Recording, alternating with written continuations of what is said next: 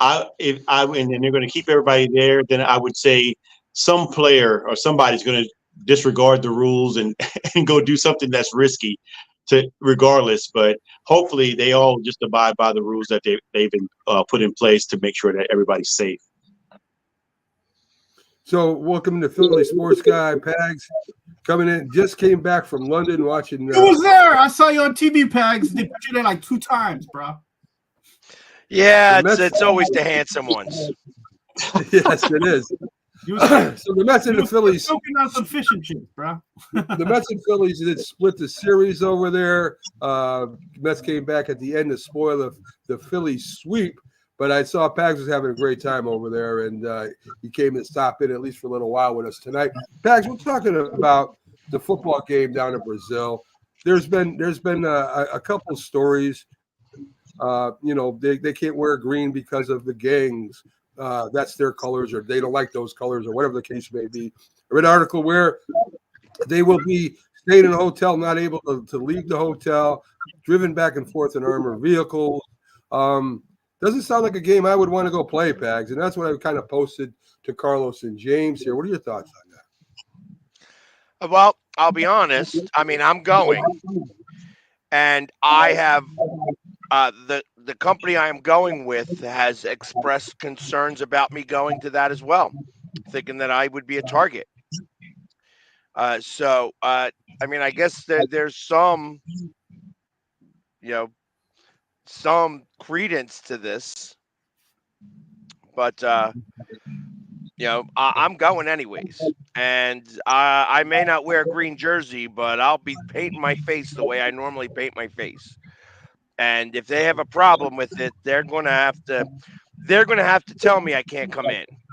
And I tell you, it's the NFL. The NFL did this, so the NFL has got to live and die by this sword. I can't imagine. Yeah, I got to imagine that even the cartels are going to want this to be successful because they're going to want more people in there. They're going to want more opportunity. If they ruin the first one, nobody will ever go back to Brazil for anything. They're going to be on the world stage here, and they know it. And the cartels know this too. Listen, the cartels are in it for one thing: to make money. That's all it is. Whatever they do with Americans, it's all about trying to make money. They're going to make more money by not having issues than they would by having issues the first time around. I would agree with that, and I would agree with that. And Carlos said, they had the World Cup there, they had the Olympics there, no problems. I mean, I don't know if the NFL might have more views in the Olympics and the World Cup. I don't know. Maybe not the World Cup. But the point being is that it is a big stage. So, it can happen in any stadium, really. If somebody wants to do something, they're going to do it. So we'll see what happens. Hopefully everybody's safe and it's successful and, and everything goes according to plan.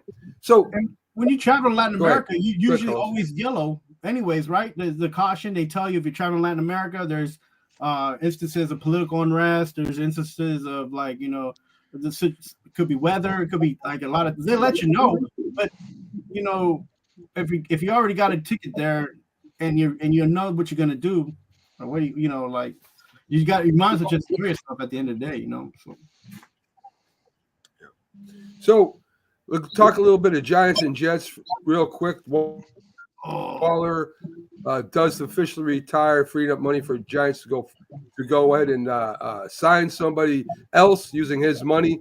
The Jets are having a little problem right now with former Eagles defensive end / linebacker Hasten Reddick, who wants a new contract, and it looks like Howie Roseman knew it was coming. Said, "You guys in the Jets, you handle him. We don't want no part of that." So I'm not sure if it's because of guaranteed money or because he wants a contract extension, but right now he's sitting out mandatory minicamp, and of course is going to get fined for that.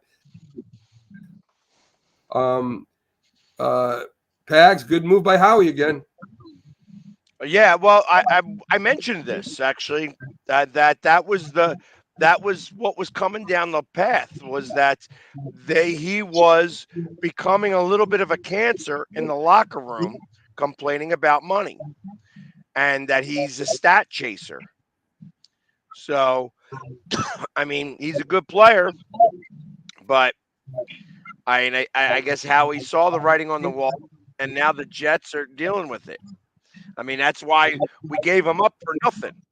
I think we got a bag of donuts for him. Two bags of donuts. See, hey, you know what? And I didn't get. I like Boston cream. I hope that's what they got at least. No, donuts, not not those eclairs and stuff. Yeah, they were the good donuts. Like jelly donuts. Carlos is arguing they were the good donuts. So, it wasn't like, it was a jelly-filled donut. So anyway, James, you're a little quiet. So let me get you in here. Right now, according to what I've heard or was reported kind of by Bill Belichick's friend, said something that, listen, if the head coach of the Dallas Cowboys, McCarthy, doesn't get it done this year, Bill Belichick may be the next head coach. I wouldn't be surprised. Excuse me. I wouldn't be surprised about that because Bill Belichick is a storied head coach, and he's a winner. And so far, Mike McCarthy has not won anything. And I think there's impatience there with Jerry Jones, and I think he's going to keep him on a short leash. Don't get me wrong; they were winning in the regular season, but Dallas is known in the '90s, of course, for winning championships. So I think he wants to get back to that, and of course, they're America's team, so there's pressure on everybody. And you see how Jerry Jones has handled coaches back in the day, even with Bill Parcells. I mean, they didn't win. These guys part ways. He even parted ways with their championship coach in Jimmy Johnson. So, I mean, he later realized he made a mistake with that, and they probably could have won more championships had that coach stayed there. But with that said, I could see it as him as a possible replacement. He just has the pedigree there. He's won 6 championships. You just can't argue that. And I think they have a lot of good pieces specifically on defense. And I think he would definitely get that defense in order, especially with a player like Micah Parsons. And, that'd be great for him to work with. And I think they'd be solid on that side. And of course, maybe get a guy like, I don't know if he's still coaching or not, whoever his offensive coordinator was up there in New England, was the guy that can't ever coach regularly. I mean, as a regular head coach, but he's an excellent offensive coordinator. So maybe bring a guy like that with him down there. Yeah, maybe bring a guy like that with him down there. Huh? Jim O'Brien, I think is who you're talking about. Carlos, Bill Belichick's old school. I mean, and the players aren't. McCarthy is not that really. I mean, the players complain about being too, winded in the playoffs. They were tired. Bill Belichick ain't going to have none of that kind of talk. They're not going to be tired in the third, fourth quarter. Do you think they'll rub some of them players the wrong way if he goes down there? I think that people worry too much about what the players think, and they got to make sure they get the players that they need to take them to the next level. And Belichick will probably go in there and what is he going to do that he hasn't done before, right? He's going to get in people's faces, and he's, and if that rubs you the wrong way, then you don't need to play football. Like, football is played by men who could take orders, get things done, and get better than what the orders were given, right? Like, that's always been the old school mentality. That's a mantra, right? Suck it up and do your job. If you can't do your job, why should I pay you? Get out of here, right? So move on. And the problem is that would probably rub Jerry Jones the wrong way because he's the one overpaying for talent anyway. He's always overpaid for talent, and he thinks he knows how to run a football team, but all he does is own a football team. So Jerry Jones will probably get sick of Belichick before before anything else happens between Belichick and players, to be honest with you. Because if you're a player and you're a championship player, you're going to listen to what a Super Bowl championship winning, person, any coaching staff will tell you before you listen to an owner. Yeah, he's won championship, but he's not in the grass. He's not doing drills, and he's not like, he's not on the field. So, I think the relationship between Jerry Jones and Belichick will be more of an issue, and upper management and ownership than it will be between Belichick and the players. To be honest with you, that's what I see happening more than likely. Pags, I mean, the Eagles and the Cowboys have been going back and forth in the playoffs for the last few years here. Dallas does have a good team. They really do have a good team. I don't know if you can blame the head coach for the players being, I know he's the head honcho there. He's where the buck stops. But I don't know if it's his fault that they lose in the playoffs all the time. I mean, if the players aren't performing well, if they fumble the ball, there are other reasons besides just not being coached right. That they weren't coached right, they wouldn't be 12-5 the last 3 seasons. Well,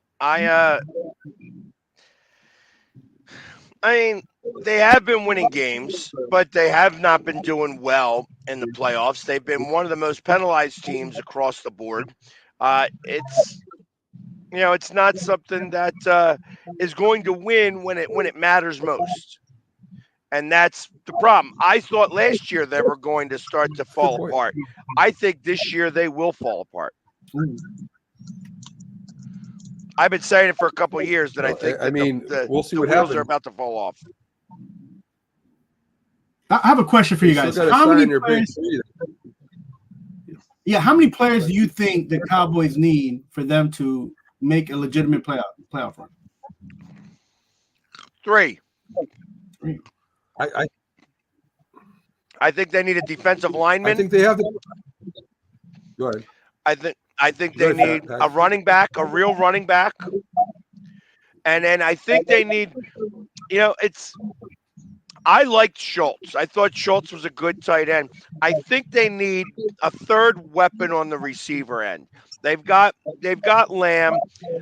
I don't know that Dak is the guy, but taking Dak out of the equation, knowing that he can actually play pretty well when he wants to, if they had a better tight end or a second wide receiver that could really do the job, not just be adequate, I think that's what they need. I think they need defensive line help because you got Micah Parsons on the back, so he can't do it all himself. You need somebody else to be able to rush the quarterback. You need to be able to get maybe part of the offensive line. Maybe you need somebody to really stop that. But I think you need a better running back. Zeke's not it, and obviously when Pollard was the guy, he wasn't it either. You're all making. And yet saying all that, they still were 12-5. 12-5. And sometimes having a good team needs not just a good coach, but a great coach. You go back to 2002 when Tampa Bay, they had Tony Dungy. Those teams were really good, but they could never get over the hump. And then, of course, you bring in John Gruden, and they win the championship. Sometimes maybe it takes that. Maybe it takes a change at the head. Interestingly about that year was that John Gruden brought both teams to the Super Bowl. Yeah. Yeah, he brought both teams to the Super Bowl that year. And that was why Oakland at the time, that one lineman went nuts because they had the same terminology. They had to change up the terminology last minute, and he went nuts and didn't show up. Yeah. Yep. Yeah, listen, those are all great points. I just know on the football teams, you need leaders. You need leaders in the locker room. I don't know who the leaders in the locker room are in Dallas. You could say Micah Parsons. Micah Parsons seems more like a me guy than he does a team guy. And every great team has team leaders. Every Super Bowl team has had team leaders. The coaches can't do it all. They're there to work the drills. They got to execute. Sometimes in the fourth quarter, you need a guy to step up. You need a guy to rally the troops on the field. And it doesn't seem like the Dallas Cowboys have had that since in the 90s, since they had, the Emmitt Smiths and the Troy Aikmans and the Michael Irvins and the defense they had back then. They don't have that on the field no more. And again, you could blame the head coach for that if you want. He's the head guy. So if he's not established them relationships, he ain't gonna have it. So let's jump into the end. Go ahead. One more thing. Like even if you need 3 guys, 4 guys, or you want looking for a leader, like somebody who's gonna gel the team and take it to the next level. If you pay Dak, can you pay CD? And if you pay both of them, you're not gonna get any more of that. They're stuck no matter what because of contract. Yeah, right. All good points, man. All good points. They can restructure contracts, though, Carlos. They can put incentives and they can pay them the one-time shot and not count against the salary cap. They find ways to get their players in if they got to. They got to be creative sometimes, but they can do it. I want to talk to you guys a little bit about Dan Hurley. Dan Hurley won the two college championships at UConn. The Lakers come up and they offer him the head coaching job. Now, this offer doesn't even put him in the top coaches in the NBA. So they offer to give him like $50 million for 6 years, if I'm not mistaken, or it's $60 million for 7 years. I know it's $10 million less than the years he signs. If you really want that coach, if you're the Los Angeles Lakers, this is your guy. Why don't you just go out there and say, okay, I'm going to make you the highest paid NBA coach in the league. Come play for us. Aren't you going to just throw everything you can at this guy? You're going to wow him. You don't want him to think about it. You don't want him to think about UConn and them 2 championships. It's only really $10 million less than UConn is paying him right now for the contract he's in. Does that make sense to you guys at all?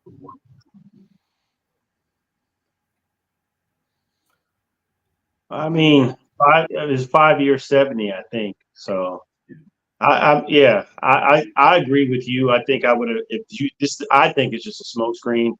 I don't know. From what I understand, I think they wanted JJ Redick, and I think that's LeBron's guy. So who knows if he's going to get the job, or I think he may have turned it down too. So they might be stuck right now with not getting a big name coach in there. But if they really wanted him, they would have given him the money. I don't think they really wanted him there. I think it's just a name he threw out just to throw another a person in the mix.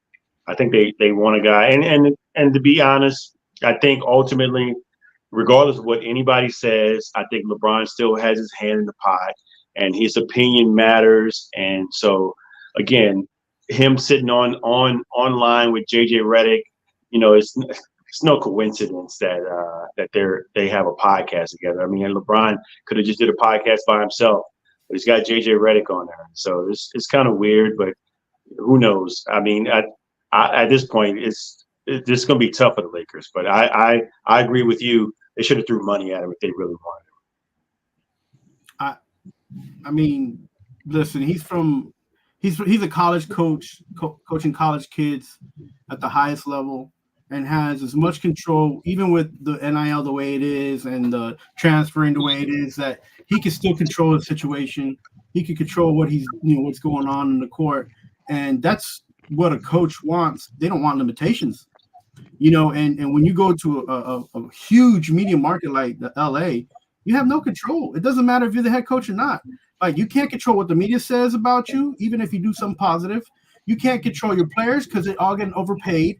You can't control, the only thing you got is the office with your name on it at the end of the day, and you get a paycheck. And that will make anybody's day miserable when you're not the one who's actually the one in charge. Like, look, so, and you're talking about a man who has been grown up in the game of basketball, whose father is a traditionalist. He taught at a Catholic high school.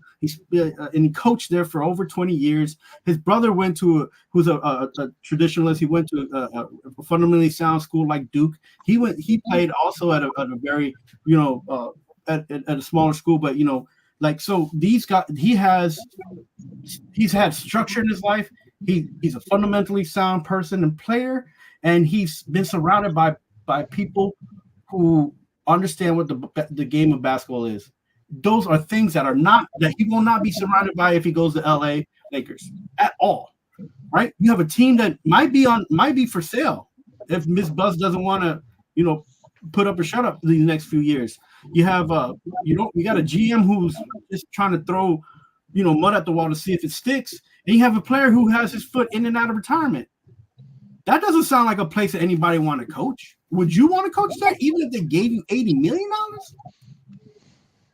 It's a good question, and Pags, there's one thing about college coaches: they last. If they're good, if they're getting in the tournaments, if they're getting up to the Elite Eight, they stay in college years and years and years. I think you've had like 3 to 4 NBA coaches that have won the championship and have been fired. I mean, the next few years. I mean, it's crazy to me how they handle them coaches. The inmates run the asylum. That's what happens. Well, you got to look at the owners too. The owners are crazy, man. I mean, I'm here in New York, and we got the Knicks and the Nets, and as many players and jersey sellers that they've gotten, surrounded themselves with. They ain't been a championship on either of those teams since the 70s. Mm-hmm. That's very true. Very true. So, what I got for a list, the top 3 that the Lakers have: Becky Hammon. That ain't happening. They are not going to hire a women's coach. I mean, that was number 1.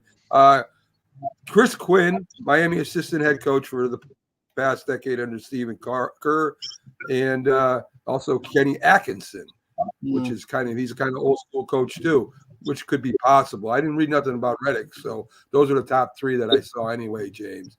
That could be coaches there. You're still going to have to deal with LeBron. You're still going to have to deal with that whole Lakers mystique out there. They did win the mid championship there. They did win the in-season championship that everybody is very impressed with, and it's high in the rafters. Anyway, so Commissioner Adam Silver teases 3 cities for expansion: Seattle, Las Vegas, and Mexico City. Yeah, that's the 3 sites that he mentioned. I can imagine. I can see one in Seattle. They had the Supersonics. I could see that coming back. I could see Vegas. Vegas is getting a bunch of teams. I don't see Mexico City. I don't know about you guys. Carlos, you said what? You don't think so?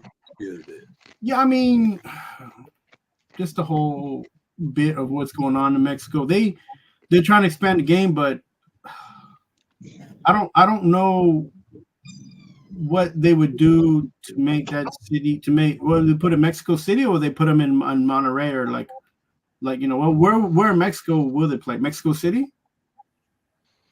That's what they said. Mexico City is like the most largest populated city in the Western Hemisphere. So, if you want to compare money to the sports business and you want to talk about teams, Mexico's soccer team that doesn't have that many World Cups, like they make so much money in the United States, it's ridiculous. When they play each other and they do the CONCACAF and all that. So I could see them they're intrigued about the money, and they want to grow the sport, but you gotta, I feel like you have to fortify the structure of the NBA within the USA. Like, the brand has to be stronger before you can go as far as even saying you want a team in Mexico. I know they have some in Canada, but those teams have struggled, right? They've had issues with Toronto, and they talked about in the past. He talked about bringing a team to Montreal. Just fix what you have in house, right? Get these owners and these co-owners and these teams that are struggling, get them up strong, solidify them, make them presence, give them a stronger presence, fix the arenas, fix the way you market the team within their own markets. What are you trying to do? Like, they saw that basketball failed in Seattle, and the ownership is what was the biggest problem there than anything else. Because I won't say, and I don't know one person in Washington who wasn't a Supersonic fan. I can't even, I've been there. I have friends from college that went there. I'm being from New York. I've seen them, how they support the Seahawks, how they support the Mariners. And when they took away the Sonics because of ownership and what they want to do, man, Like they need to fix those things so that other teams don't do what happened and things don't happen to what happened to Seattle. That's, to me, they should focus on that. Well, James, I mean, it's all about the dollar. They don't want to fix things. They want to expand things. They want more money coming in. They're not worried about what a stadium is doing there. That's the owner's problem and the city's problem for what the owners do. So Adam Silver don't care about that. He wants to get more teams and make more money, more revenue coming in, right? Of course. I mean, it's all about revenue. I mean, they're constantly getting big TV deals and everything else and you see these big, huge dollar contracts these players are getting. The NBA, these guys probably get paid the most money between endorsement and I mean, I know baseball does, but I mean, if you looked at numbers in regards to NBA and their Supermax deals, they get a lot more money for the bang for your buck in regards to how much they get paid there. But Seattle is probably, it's more of a sentimental place. I mean, we're looking at Vegas they just got a football team there. I'd be interested to see how Vegas does, in the long run in regards to football. But before I put another sport there, Seattle seems like the number one spot I'd choose. I don't know about Mexico City. I'm kind of with Carlos in regards to like making sure you get things done here before. I mean, that's interesting to go south of the border to bring a team. But like you said, man, the population is that huge. I'm pretty sure basketball would be great down there. But how big is the sport down there? That's another question. So I'd be interested to see Seattle get another team back there. Like he said, everybody he knows there. I mean, I have family from Seattle, and my uncle, man, he was a diehard Sonics fan. It was devastating when they left. And so, yeah, I'd be remiss to say that I wouldn't be happy to see Seattle get another team, another Supersonics team. So, Pags, the Dallas Mavericks are up. I mean, the Dallas Mavericks. The Celtics are up 2-0. They're going to Dallas. They haven't lost a away game yet. Kyrie has scored 12 and 16 points. Luka's hurt. Do they have a chance at all, or is this a sweep, Pags? Yeah, I think so too. Luka's hurt. That's the end of that. End of the game. That's the end. The moment he got hurt, that was over. And Boston's had a very easy way through this. Every superstar's been hurt on the other team, so that's the only way Boston's able to win. Well, Pags, they were picked as the favorite to go and win the championship in the beginning of the season. It's not like they're surprised or anything. I mean, everybody thought they were going to win the championship this year. Yeah, you know what? And I could have picked my nose and came out with a winner too. You know what I mean? So it's when everybody's hurt, when all the good players are hurt on the other team, the team that isn't hurt is going to win, and it's been Boston. Hey, listen, God bless them. They've been lucky to be able to get these teams at not 100% and not at full strength. That's not their fault. So they win the championship. I mean, James, would you put? I mean, there's been a lot of great Celtics teams. Would you say this is one of the better Celtic teams in history? Defensively, they are. I would say, yeah. I mean, man, I look. You can't argue facts with what Pags is saying about who they played, but I would still put. I mean, the regular season they didn't play all hurt teams, and they still had the best record. So you got to at least include that to say that this team still is pretty good, Pags. And to have both Brown and Tatum, and let's just say this. These guys shot, 6 for 36 from 3-point, somewhere around there. It was just bad. And yet defensively, they still shut down Dallas. They shut them down. And so were the parts that they weren't great at, they found other ways to be great. And so that's what makes up a championship team. And they have the pedigree to be up there with, like you said, you're asking me, Mac, would I put them up there? I wouldn't put them as the best, no, but I would put them up there with the rest of those teams, maybe like second or third tier, as a really good team. And adding Drew Holiday was one of their best decisions they made. I mean, the guy had championship pedigree with Milwaukee. They made a mistake, let him go. And he showed you why. Look, these guys are shooting great in the second game. And who's the highest scorer in the game and one of the better defensive players in the game is Drew Holiday. So, yes, I do think they deserve to be up there. I think we should give credit to where credit is due. And as much as they picked Boston to win this series, you got to give it up for Brown and for Tatum stepping up the game and somewhat, I'm not going to say consistent because it's still game 2, just have a little bit of consistency, man. I was frustrated watching basketball with these guys and seeing them not reach the potential, right? Because they got the contracts, but they, you was watching, the guy off the bench was scoring more than you. The guy off the bench had more assists than you. The guy off the bench had more stops than you. Like where are these superstars at? What in the fourth quarter? What happened to this defense?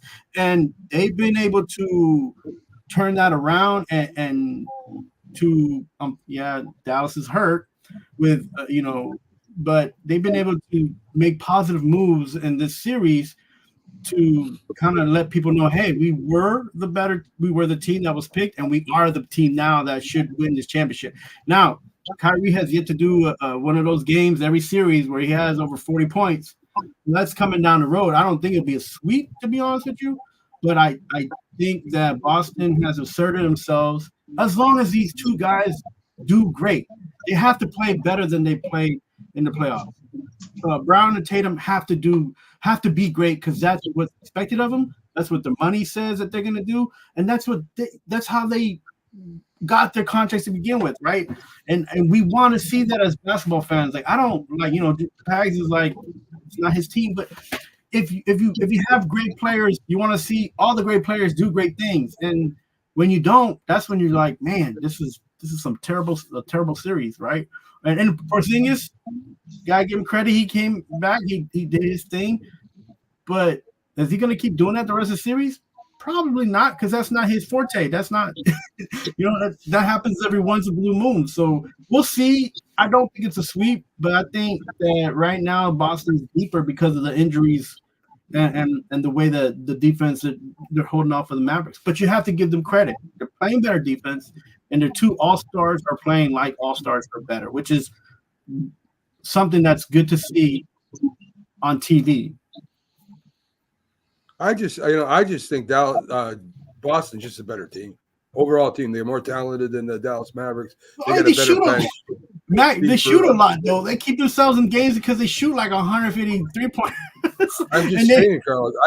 I don't think Dallas is even close to being on the Celtics part. To be honest with you, it's a good thing for them. Denver got knocked off.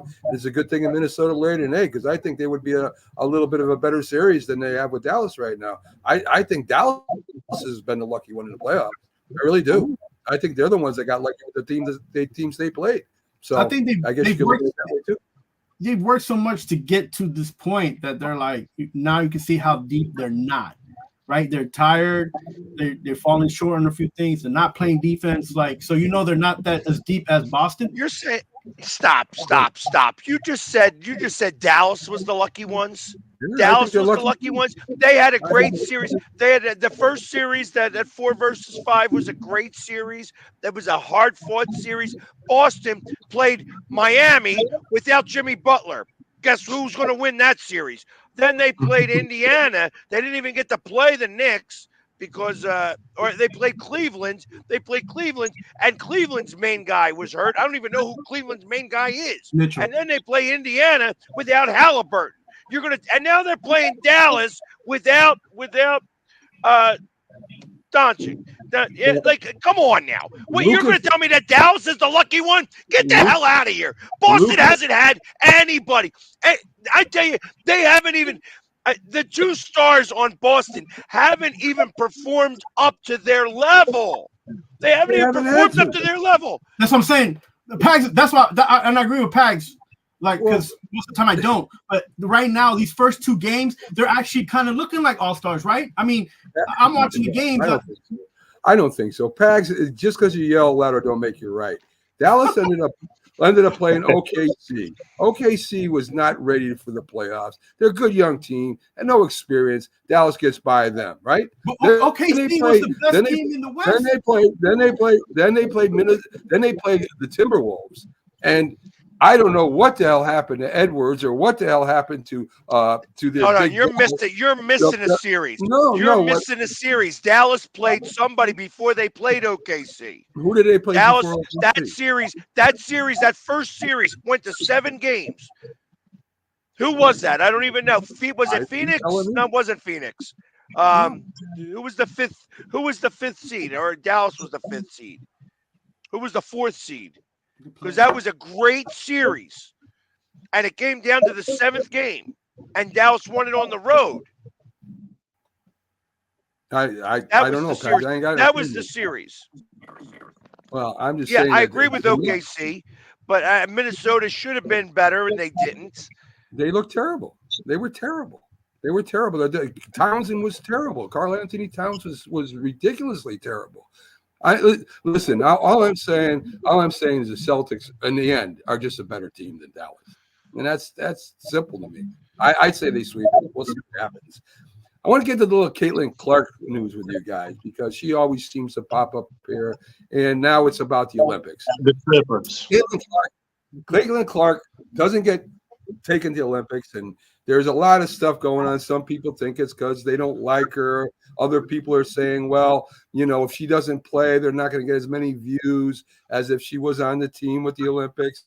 Me and Jack had a big debate about this morning. To me, the Olympics are about putting the best team on whatever floor or whatever event you're going to go to, and you go to win. It's not a popularity contest. It's not for views, believe it or not. It's for that nation to beat that nation to become the gold medal winners or wherever you're going to place. Caitlin Clark is not one of the best players in the league. And to me, it's that simple. She's not in the top 10. Are you kidding me? Are you kidding me? Christian Laettner wasn't the best player, and he brought him on the dream team. Don't tell me about this. This is a bunch of bullshit. I tell you, I'm glad that Italy picked her up. Picked her up. Yelling doesn't make you right, Pags. When did so Christian Laettner was one of the best players in the country. One of the best players in the country when he played on the dream team. Are you telling me that?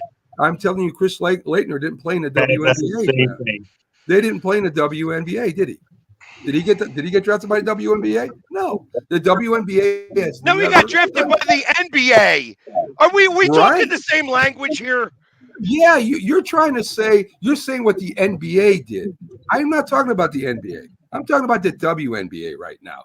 WNBA has never had a college player or I don't know about a rookie, but no one that has been in the top 10 that I know of has been on that team.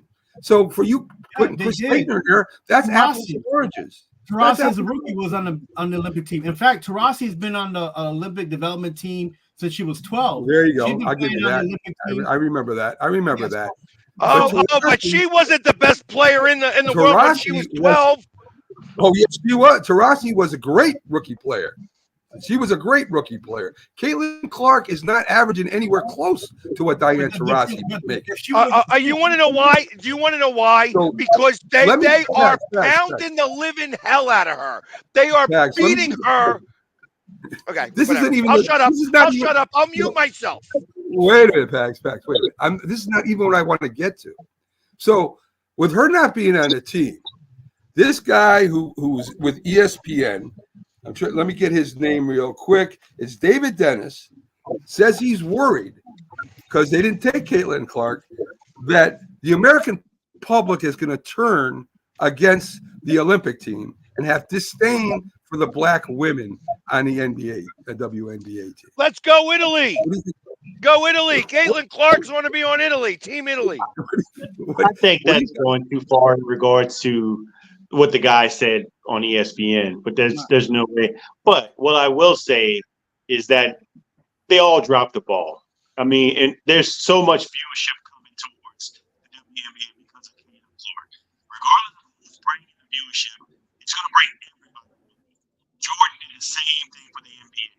There's no way that this girl is not getting the viewership. She should definitely be playing in the Olympics. Your mic. She's forced. Check your mic. Yeah, James, you got to get closer to. Yeah, your mic is going bad. Sorry. Get closer. How There you about go. now? Get Yeah. closer. All right. No. No, you always fade out at the end, James. I don't know why. That's terrible. How about now? There you go. All right. Okay, cool. All right, so I think they dropped the ball ultimately. It's just, so there's no way someone that's bringing so much attention to a league like Jordan did.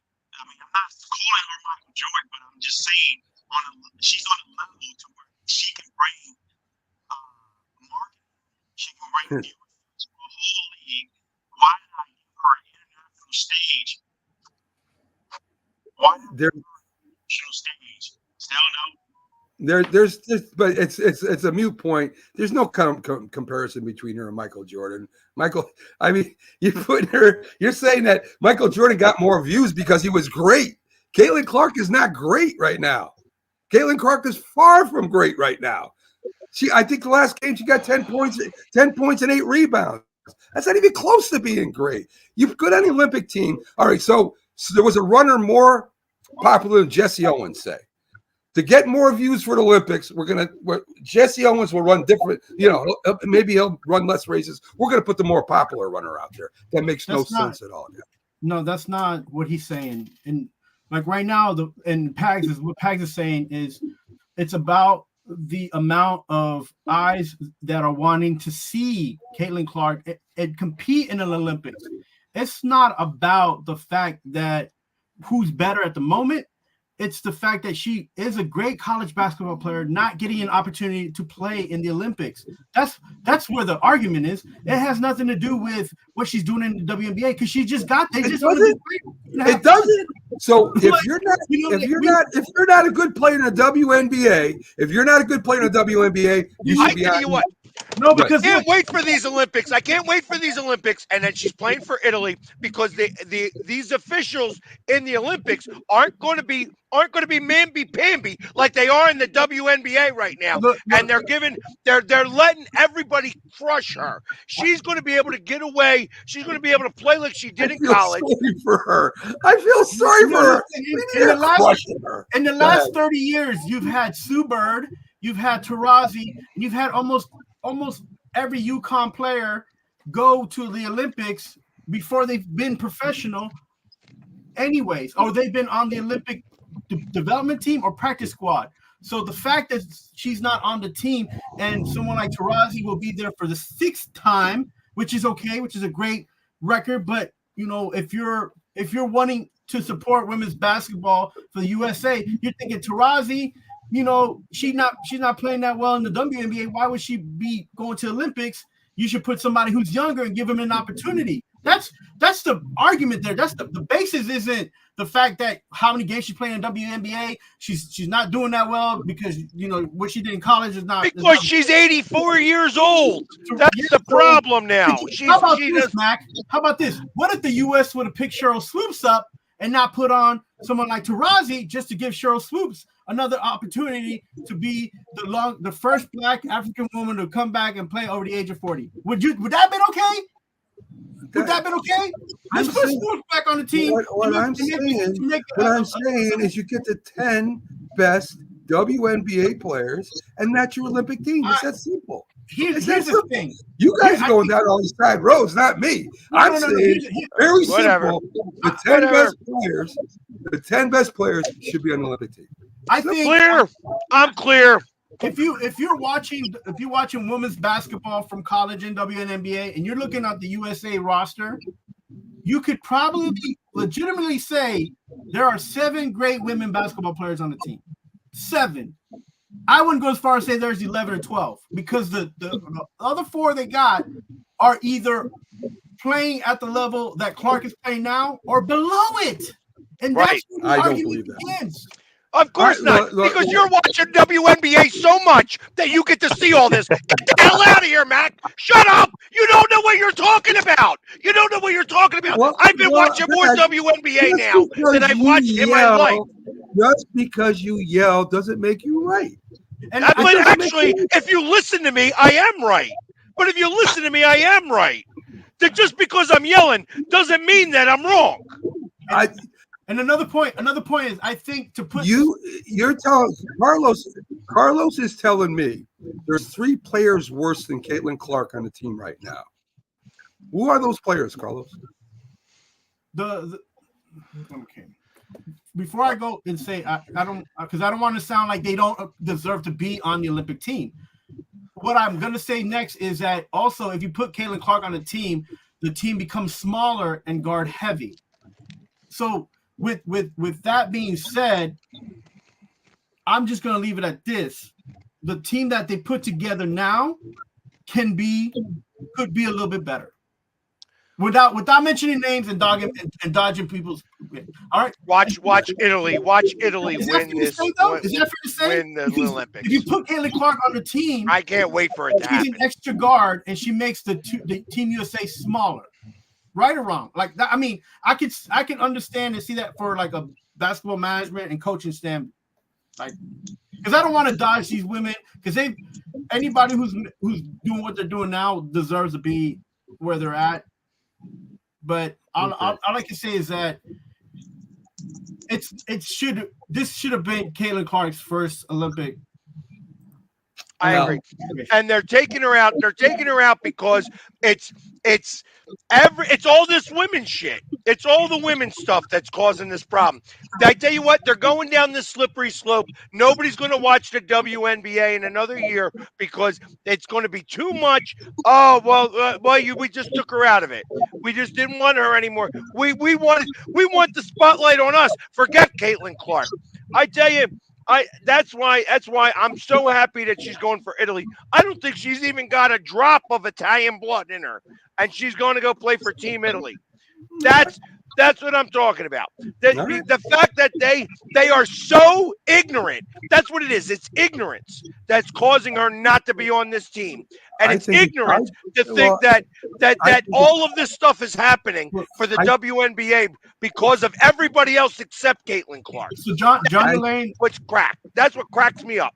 That's what I'm talking about. I think it has something to do with the play too, Pag. Okay. She has one of the best, quickest shots of all the women playing basketball today. Like, right.